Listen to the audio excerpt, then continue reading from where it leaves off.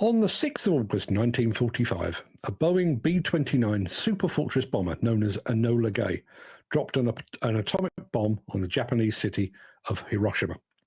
One sudden blinding flash, 70,000 lives extinguished instantly.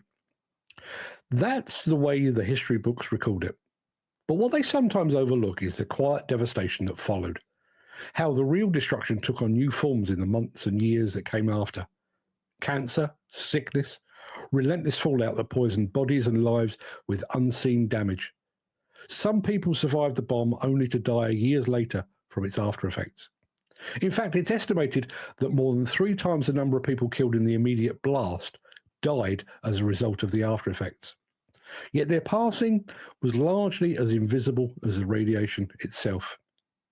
In demolition and construction, the parallels to this are chilling. When major companies collapse, it's tempting to think that the worst part is that one moment when the news reports a bankruptcy, when the layoffs start. But those who work in this industry know better. It's not the initial blast that ruins lives, it's the fallout that seeps into everything that follows.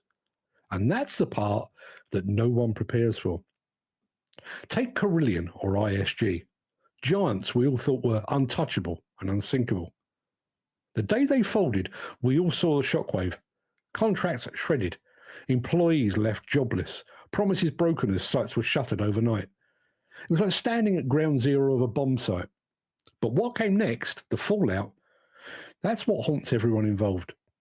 Carillion, with its extensive reach across the UK, didn't just let down thousands of employees and contractors. The ripple effect spread to subcontractors, smaller firms that relied on Carillion's deals to stay afloat. They became collateral damage, caught in the aftermath with little hope of recouping what they'd lost. And ISG went precisely the same way. What does that kind of fallout do to the people left behind? You can measure it in unpaid wages, unfulfilled projects, and unfinished dreams. But what about the damage that's harder to see, the real fallout? What about the countless suppliers and subcontractors that are driven to and often beyond the point of extinction by an overexposure to failed companies? What about the knock-on effect that trickles through the industry supply chain? What about the workers cast adrift who had no backup plan? Skilled labourers, builders and demolition experts who suddenly found themselves scrambling to make ends meet, unable to find work that matched the level they'd achieved with Carillion or ISG.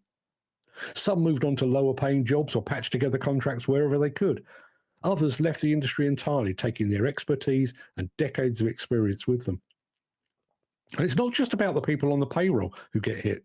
It's their families, their communities. A company like Carillion goes under, and it's not just the employees who feel it. It's their spouses, their children, even the local businesses they once supported. The fallout from these corporate collapses infects entire towns and communities. And this is the silent destruction, the unseen force that mirrors the radiation fallout from Hiroshima. Just as the survivors in Hiroshima suffered from illnesses that weakened them, the companies and people affected by these industry collapses endure something similar. The fallout damages their health. It's like the contamination that lingered over Hiroshima, but here it's a slow decay in morale and trust. Companies that once cared about investing in talent, developing strong worker management relationships, and maintaining high standards of safety and integrity, they start to pull back. They cut costs wherever they can, subcontracting out to the lowest bidder, compromising quality to make up for lost profits. Where Carillion and ISG once stood as pillars of the industry, their downfall leaves a void behind, a warning, an ever-present reminder of how quickly it can all come crashing down. And so instead of building a better industry, we're stuck in a cycle of distrust and short-sighted decisions. The clients, investors, even the workers themselves become guarded, defensive, weary of committing too much. What we're left with is a shell of an industry where true craftsmanship is overshadowed by the fear of yet another collapse. But that fallout isn't inevitable, is it? We do have a choice. The world came together to learn from the devastation of Hiroshima and Nagasaki to work towards peace, to prevent that level of destruction from ever happening again. Surely our industry could take a long, hard look at itself and commit to a different path. We could make the changes needed to prevent another Carillion or another ISG. But it requires more than just policy. It requires a culture shift.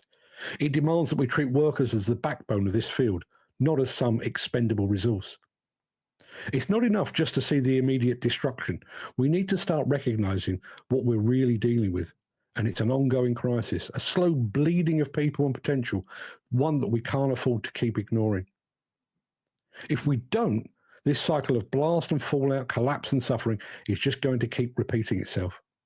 Companies will continue to collapse, and the workers who've built their lives in the industry will keep paying the price. If we want to break free of this cycle, we have to learn from the fallout. We need industry leaders who will listen to the voices of the people who actually build, who understand the risks and sacrifices of this industry. We need companies willing to commit to long-term visions, to invest in their workers as partners rather than liabilities. Only then can we hope to rebuild trust, to replace a decay with growth, to turn the legacy of destruction into a foundation of resilience, to choose resilience over collapse, stability over fallout. The only question that remains is whether we're brave enough to make that choice.